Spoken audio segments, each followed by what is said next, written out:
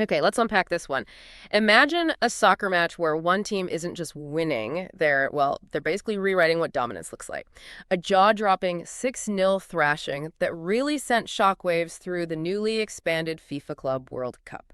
Today, we're taking a truly deep dive into Manchester City's crushing, absolutely overwhelming 6-0 victory over Al Anian in the 2025 FIFA Club World Cup. Our mission for this deep dive is pretty clear. We're not just looking at the score, obviously. We're peeling back every layer of this particular match, from the intricate on-field tactical brilliance and the, frankly, astonishing individual performances, right through to the broader implications for global soccer and the, let's face it, controversial new tournament structure itself. And just to give you a taste of what we're getting into, picture this. A completely rotated squad pulling this off, a veteran midfielder delivering a masterclass that, totally defied his years, and a teenage sensation scoring a debut goal so spectacular it's already, the stuff of legends. It's a story of absolute control, emerging talent, and a powerful statement from a club at the very pinnacle of the sport. Yeah, and what's truly compelling here, I think, is that this wasn't merely a lopsided scoreline. It was a tactical and technical masterclass that really illuminated several crucial underlying trends in modern soccer.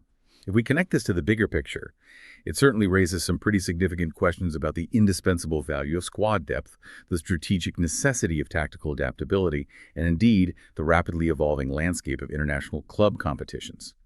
To really grasp the magnitude of this event, we've meticulously analyzed a detailed report on the match. This includes, granular statistical analyses, in-depth player performance evaluations, and comprehensive tactical breakdowns. It gives us a unique lens, really, to understand precisely how such a dominant display is meticulously crafted and executed on the field. That's absolutely right. So let's cut straight to the core facts then, because in soccer, the scoreboard often tells the most direct story, doesn't it?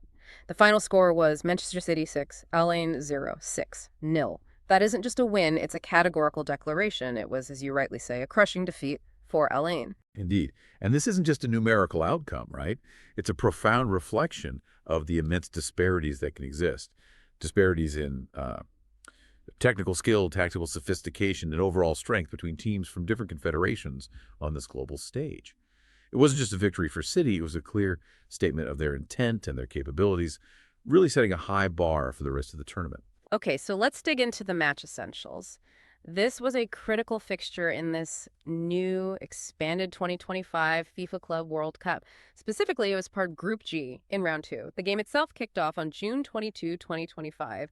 That was 9 p.m. Eastern Daylight Time, and it's worth noting that our source materials meticulously clarified that date, correcting some earlier reports that might have, placed it on the 23rd. So June 22nd. The setting for this historic game was the iconic Mercedes-Benz Stadium in Atlanta, USA. And the atmosphere, you have to imagine it was absolutely electric. We're talking a significant crowd of 40,392 spectators filling the stands, which is really a testament to the growing interest in international soccer on American soil. Overseeing all the proceedings on the pitch was Mustafa Gorbal, an experienced referee from Senegal. And the choice of Atlanta as a host city for such a high-profile match within this inaugural extended tournament is in itself quite significant. Atlanta, of course, is slated to be a major host city for the upcoming 2026 World Cup.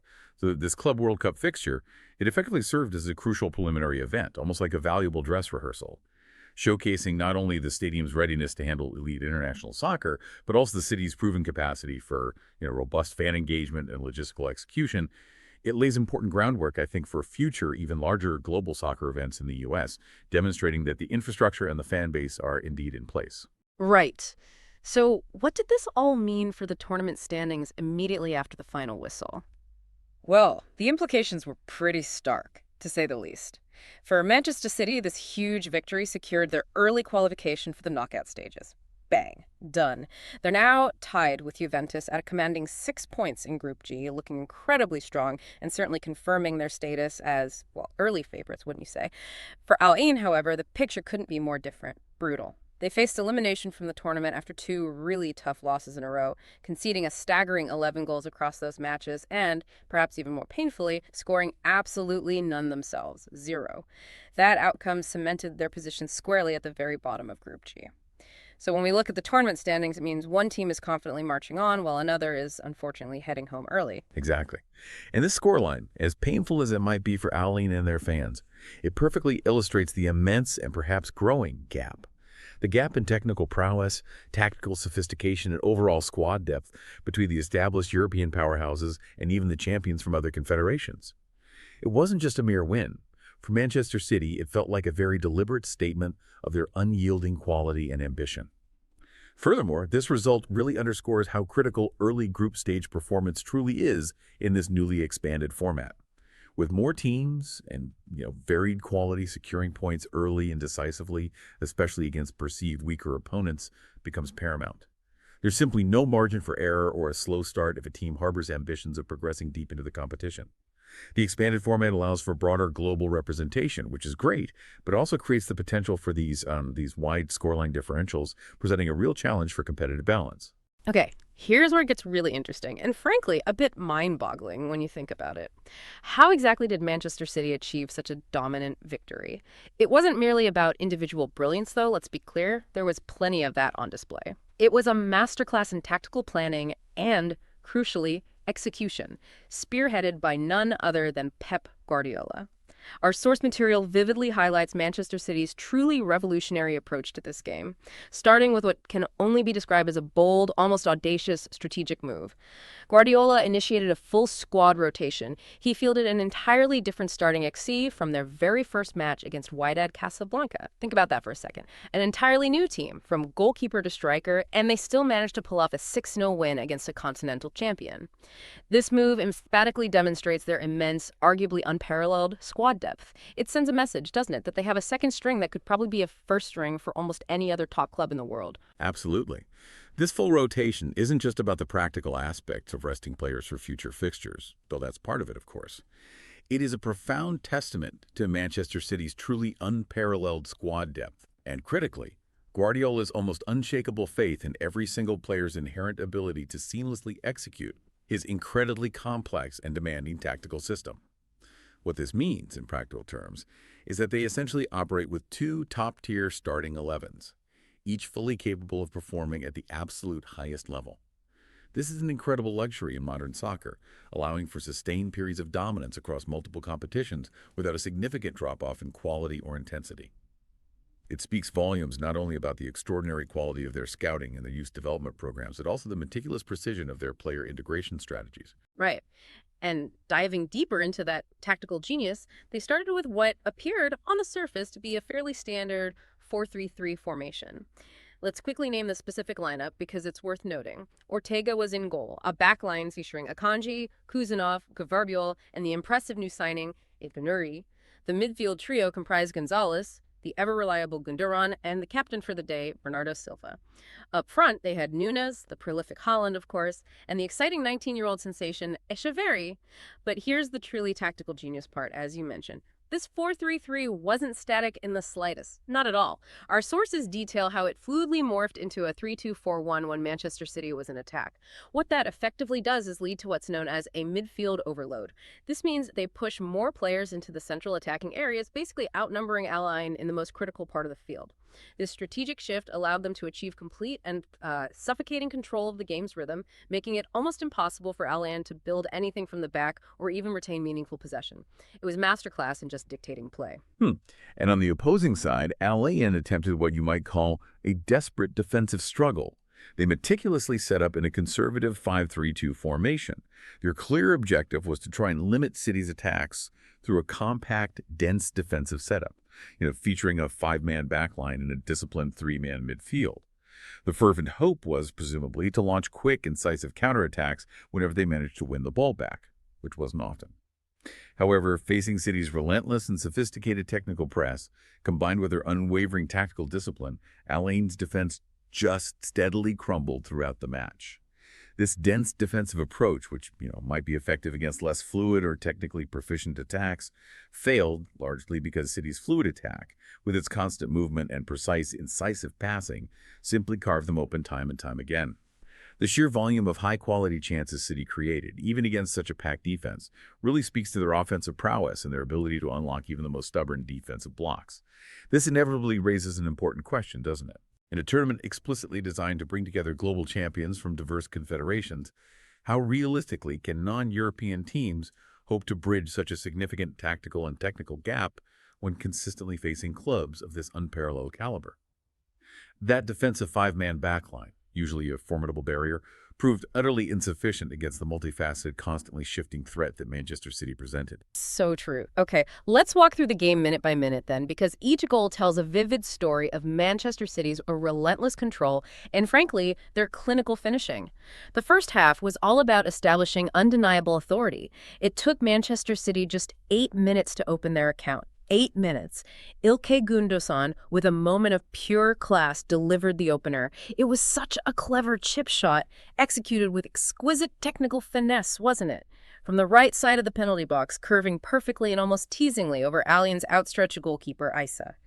It was a beautiful goal that immediately set the tone for what was to become an overwhelming display. Yeah, Gundogan's first goal wasn't just an early breakthrough. It really felt like a statement from an incredibly experienced player, demonstrating the kind of composure and technical quality that these Manchester City players possess, even in seemingly tight situations. It also showcased City's immediate tactical dominance, right? They were already finding and exploiting space in dangerous attacking areas with, well, apparent ease, signaling their intentions from the very first whistle.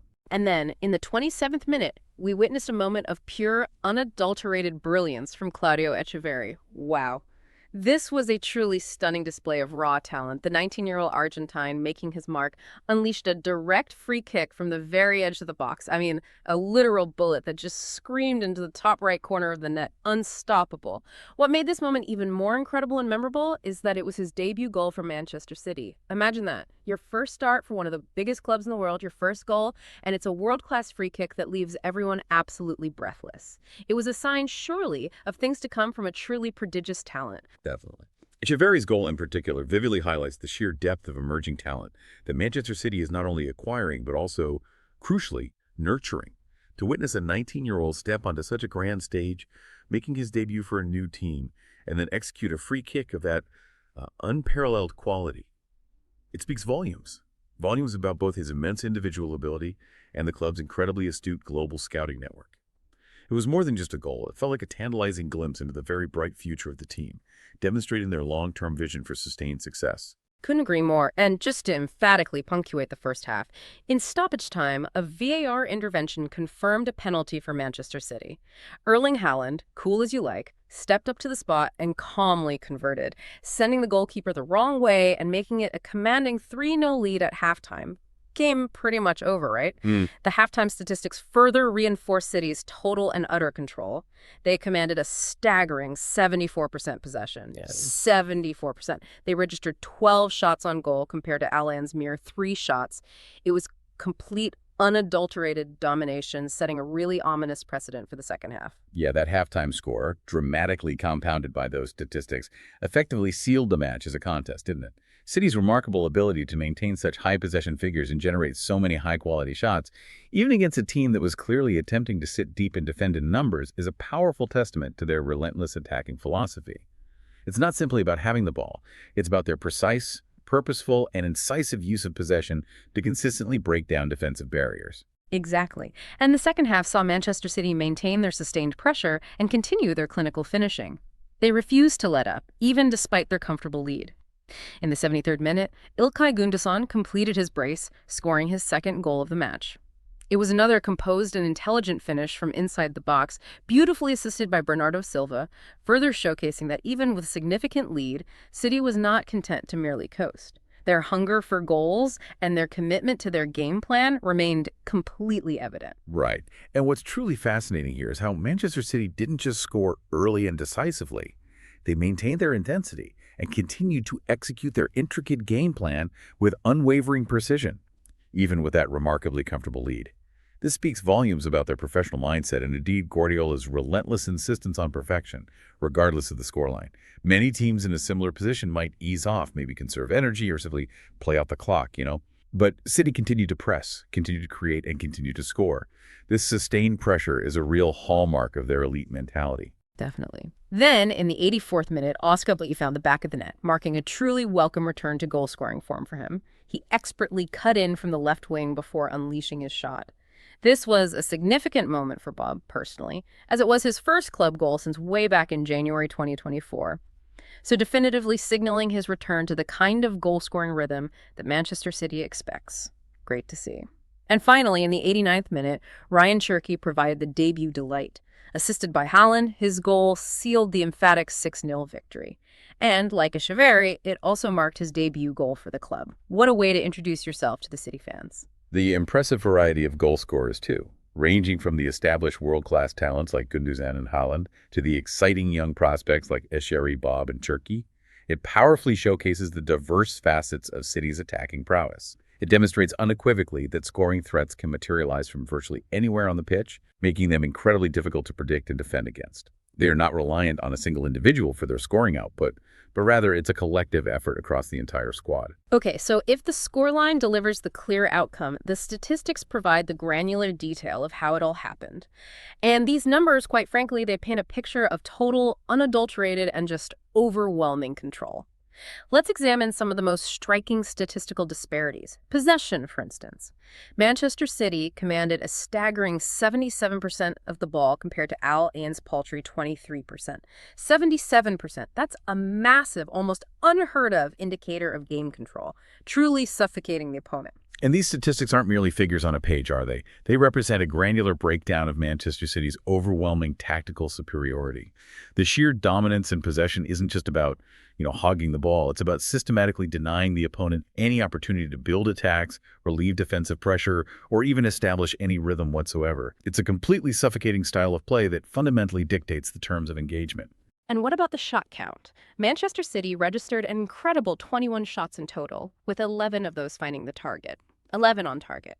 Al Ain, on the other hand, a meager 5 shots in the entire game, with only 1 actually on target. Just 1. That glaring difference highlights not just the quantity of attempts, but crucially, the immense disparity in the quality of those attempts. To truly drive that point home, let's look at expected goals, or XG. For Manchester City, their XG was a remarkable 3.92. Al Ain's, a dismal 0.21. So, for those who might be unfamiliar, XG basically measures the probability of a shot resulting in a goal based on historical data, looking at things like where the shot was taken from, the type of shot, etc. So this dramatic disparity signifies the incredible quality of chances City consistently created versus Allen's near non-existence of meaningful high-probability threats. It wasn't just luck, it was a statistical validation of their attacking efficiency. Exactly. That vast difference in XG quantifies the inherent quality of scoring opportunities created, not just the raw quantity. It powerfully illustrates that City consistently found themselves in high-percentage scoring positions, often within the penalty area, while Al Ain's few attempts were largely speculative, maybe from low-probability areas, and often under immense defensive pressure. This statistical insight truly underlines the comprehensive nature of City's dominance, confirming that their 6 goals were a pretty natural outcome of their tactical approach and superior chance creation rather than some kind of statistical anomaly. Right. Other numbers that starkly tell the story of dominance include corners. Manchester City earned 9, while Al Ain had just 1. Fouls were also quite telling, I thought. Al Ain committed 12 fouls compared to Manchester City's 8. This consistently higher foul count for Al Ain really reflects their reactive and often desperate defensive actions, constantly resorting to fouls to try and stem the tide of City's relentless and intricate attacks. It's a sign, isn't it, of being consistently outmaneuvered. Absolutely. When we connect these numbers to the bigger picture, it becomes abundantly clear that Al Ain was consistently outplayed in virtually every single phase of the game. They were unable to disrupt City's rhythm, unable to create any meaningful chances of their own, and largely unable to impose their will whatsoever.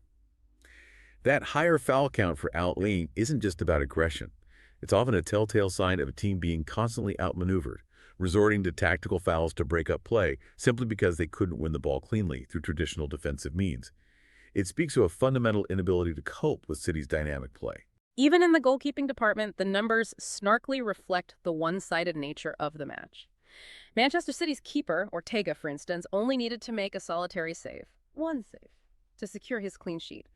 On the other side of the pitch, Al Ain's goalkeeper, Essisa, actually made an impressive 5 saves, which, considering the relentless onslaught he faced, is commendable, you have to say, but he still ultimately conceded 6 goals. Tough day at the office.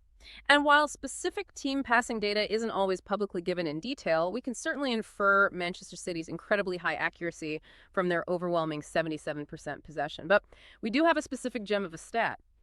Ilkay Gundogan, our man of the match, had an astonishing 92% pass success rate and delivered three key passes. Three passes that directly led to shooting opportunities. That right there is a true masterclass in midfield distribution, control, and creative influence. It's the kind of performance that dictates the entire flow of the game. Yes, and these numbers, especially Gundogan's individual metrics, perfectly support the idea of City's total soccer philosophy, as some call it. It's a system where every player, regardless of their nominal position on the team sheet, contributes significantly to the overall control and attacking flow of the game. The fact that Ortega only had to make one save powerfully underlines the effectiveness of City's incredibly high press and their defensive organization, which collectively worked to prevent any real threats from even reaching their goal. It truly was a comprehensive statistical victory across every single facet of the match. Absolutely comprehensive. So, beyond the team's overwhelming overall dominance, several individual performances truly shone brightest. From a seasoned veteran who continues to defy expectations, to thrilling young prospects, and incredibly impressive new signings making their mark. Leading the pack, without a shadow of a doubt, was Ilkay Gundogan, who was deservedly crowned man of the match. Flash Score, which is a prominent and respected soccer statistics site, gave him a perfect 9.0 rating, a perfect 10, basically, in their system. That's rare. His performance was nothing short of brilliant. We already talked about his two goals, that technically exquisite first goal, the delicate chip, and the calm, experienced finish for his second. His statistics unequivocally back up his stellar performance. 4 shots, 2 goals, that phenomenal 92% passing success rate, and those 3 key passes. It's precisely what you expect from a player of his caliber operating at the very type of his game. And what's truly fascinating here, I think, is observing how Gundogan, the experienced maestro, continues to deliver at the very highest level, demonstrating his enduring class and influence. Yet at the same time, we're witnessing the exciting and impactful emergence of future stars like Echeverri and Cherki.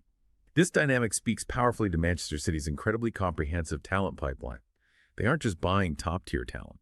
They're also ensuring both immediate success through established players and long-term sustainability through meticulous youth development and strategic acquisitions.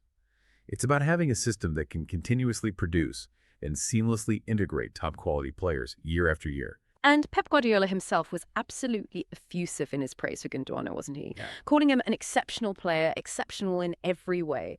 That kind of praise from Guardiola, who is famously known for his incredibly high standards and often, let's say, quite terse assessments, really carries significant weight. It means something. But it wasn't just the veteran shining on the day. Claudio Echeverri, the 19-year-old sensation, also garnered an impressive 8.5 rating from Flash Score. His impact was immediate and utterly unforgettable. His debut start for City, instantly marked by that world-class free kick we discussed earlier, it was a truly pivotal moment that unequivocally announced his arrival on the global stage. What an entrance. Yeah, and the seamless integration of new signings like Nuri, who immediately looked comfortable and effective within such a complex tactical framework, powerfully suggests that Manchester City's scouting and development systems are incredibly effective. They seem to possess a remarkable ability to identify players who not only possess immense raw talent, but also exhibit the precise tactical attributes and mental fortitude required to slot directly into Guardiola's exceptionally demanding system. This ability to integrate new players so quickly and effectively is a rare feat in professional soccer and speaks volumes about the club's cohesive vision and planning. True.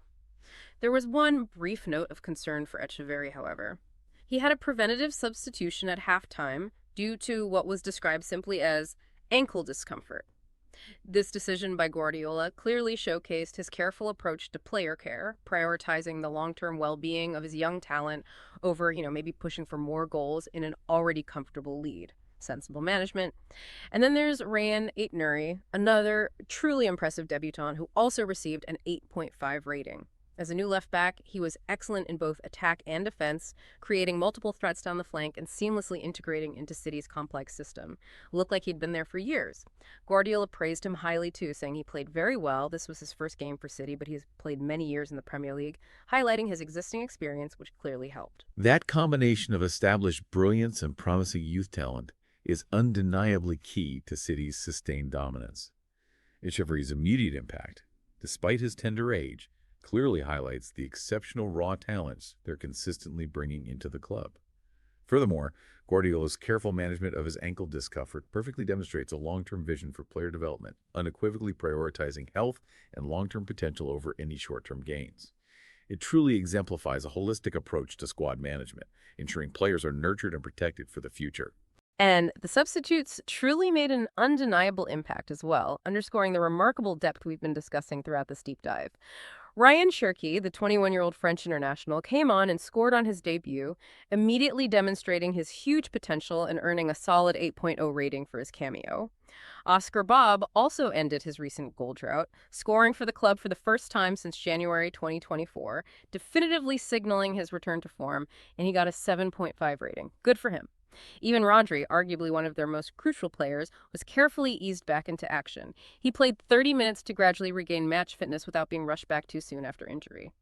The depth of talent in the squad is just truly incredible, isn't it? Allowing for this kind of strategic rotation without any noticeable drop-off in quality. Yes, that extraordinary ability for substitutes to enter the game and immediately contribute, whether through scoring goals or significantly impacting the flow of play, is yet another clear indicator of Manchester City's unparalleled squad depth. It powerfully demonstrates that the players coming off the bench are not merely squad fillers. They are genuine difference makers who can not only maintain but frequently elevate the team's performance. It's a strategic luxury that most clubs around the world can only dream of possessing, really. Okay, so let's talk about the architects. The true architects of a performance like this are often the coaches, the strategic minds behind the benches. And Pep Guardiola's approach, even in such a remarkably dominant win, offers incredible, almost unsettling insights into his relentless pursuit of perfection. Guardiola's tactical masterclass was evident from the very outset, woven into the fabric of the game itself. His pre-match blueprint involved what initially appeared to be a 4-2-3-1 formation, which, as we thoroughly discussed, attacked with fluid precision, shifting into that 3-2-4-1 through calculated midfield overload. This allowed them to completely control the game's tempo and rhythm, dictating almost every single pass and movement on the pitch. And this immediately raises a fascinating question, right?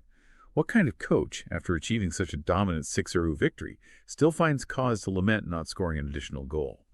It speaks volumes about Guardiola's impossibly high standards and his unwavering, almost obsessive focus on constant improvement, even when a performance appears virtually flawless to us, the external observers. For him, soccer isn't just a game. It's an intricate art form, and perfection is always the unattainable yet relentlessly pursued ultimate goal, irrespective of the scoreline on any given day. But perhaps the most audacious and telling part of Guardiola's strategy for this match was his strategic rotation. As we said, he completely rotated the full squad, which, as we've explored, emphatically highlights Manchester City's truly terrifying squad depth. It sent such a clear message. Even with an entirely new starting XEI on the pitch, their tactical execution remained absolutely perfect. Spot on.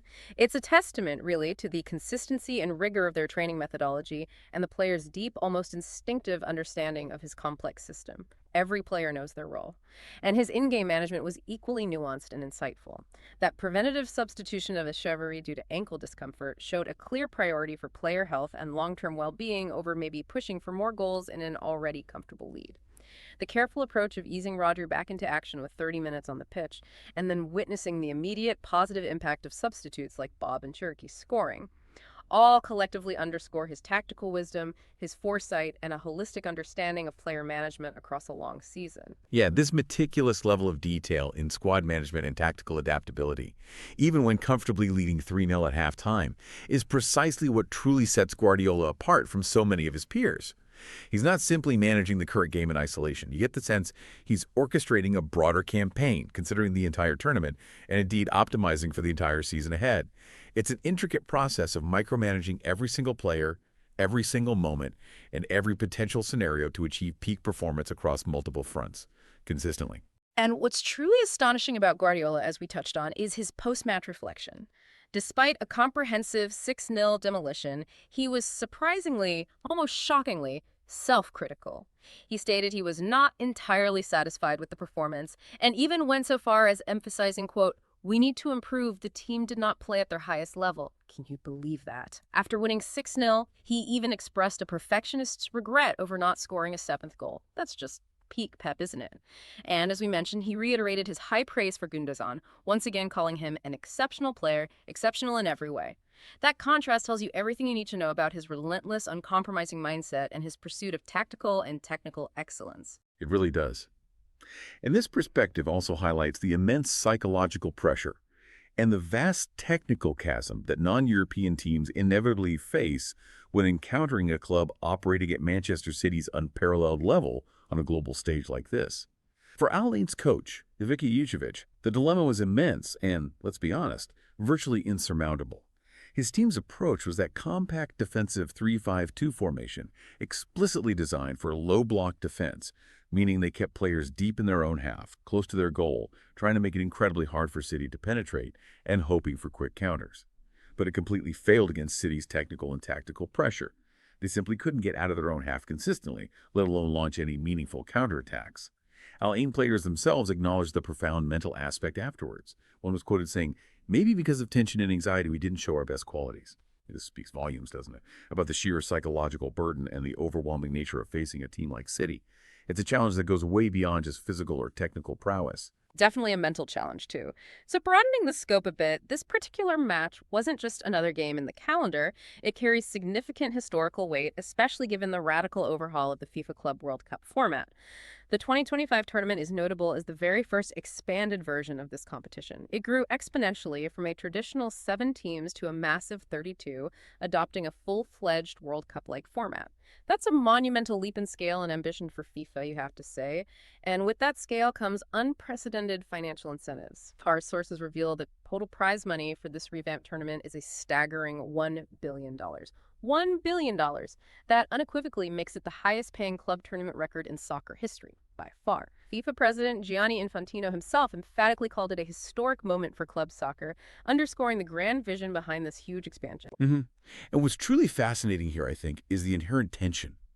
The tension between FIFA's noble ambition to genuinely globalize club soccer and the undeniable, stark reality of the massive strength disparity that we've just so vividly witnessed in this match. This inevitably raises an important question. Can you genuinely globalize a competition, make it truly competitive, if the competitive balance is so dramatically skewed in favor of one continent, particularly Europe? The vision is undeniably grand, aiming to bring champions from all corners of the globe together. But the on-field reality, as evidenced by matches like this 6-0, can be quite stark, can't it? It forces a critical examination of how competitive this tournament can truly be, especially in its early iterations. And this specific match also holds a unique place in soccer history just by itself. It was, notably, the first ever official clash between Manchester City, as the reigning 2022-23 UEFA Champions League winners, and Al Ain, the proud 2024 AFC Champions League winners.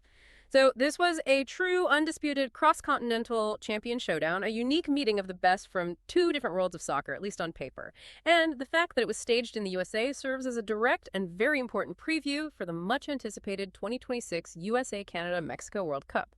It's a dress rehearsal on many levels, from stadium operations to fan engagement, testing everything out. Ultimately, this tournament is part of FIFA's larger, ambitious strategy to, well, maybe challenge European soccer hegemony and truly establish a genuinely global club soccer concept, aiming to bring champions from all confederations into a single, massive, and ultimately high-stakes competition. Yeah, and if we truly connect this to the broader picture, this expanded tournament represents a significant commercial and sporting gamble by FIFA. No doubt about it. They are actively aiming to create an entirely new tier of elite global competition, one that can generate massive revenues and, importantly, global exposure for clubs beyond just Europe.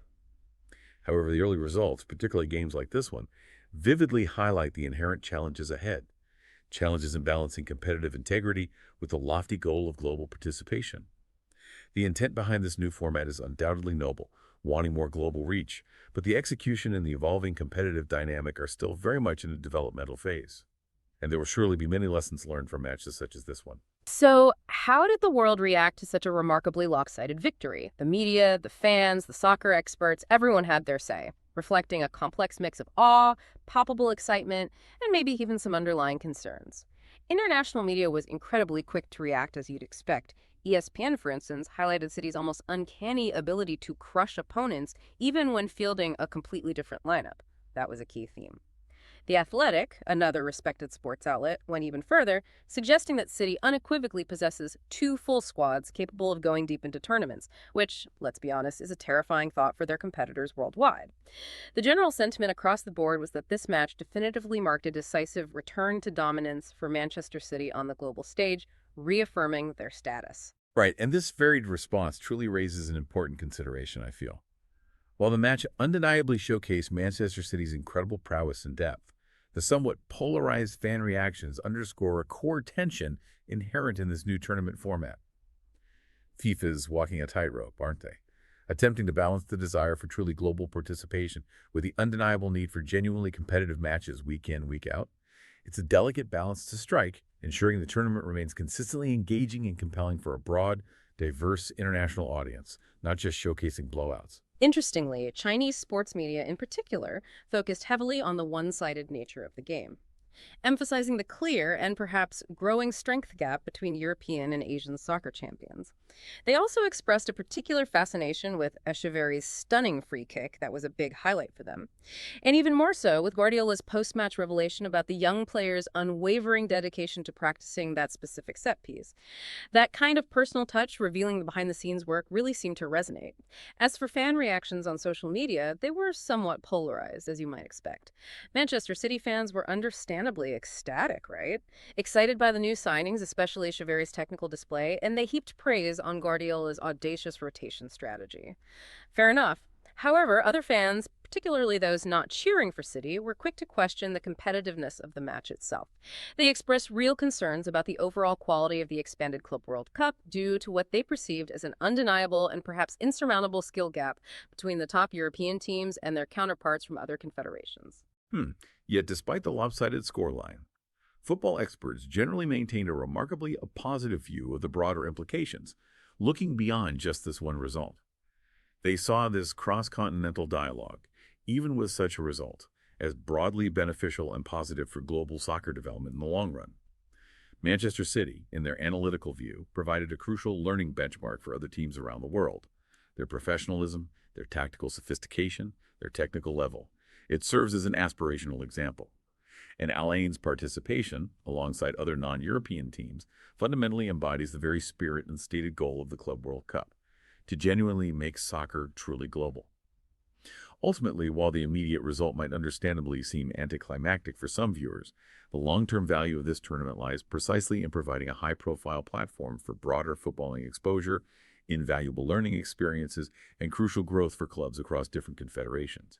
It's about so much more than just the 90 minutes of a single match, potentially. Okay, let's try and unpack this as we wrap up then. What we've seen from Manchester City's remarkable 6-0 demolition of Al Ain is far more than just a simple scoreline, as we've discussed.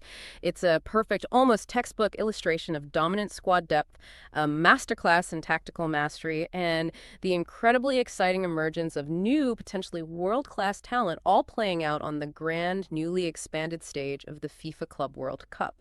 It really highlights the undeniable triumph of a top-tier European club, yes, but it also underscores the valuable, albeit potentially tough, learning experience for a regional champion like Al Ain.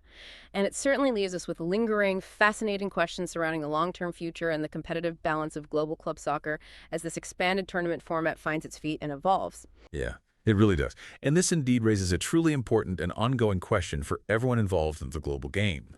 As FIFA continues its ambitious push for more global tournaments, like this expanded Club World Cup, how might the sheer disparity in resources, tactical understanding, and raw talent between continents either accelerate or, perhaps paradoxically, hinder the genuine development of soccer worldwide?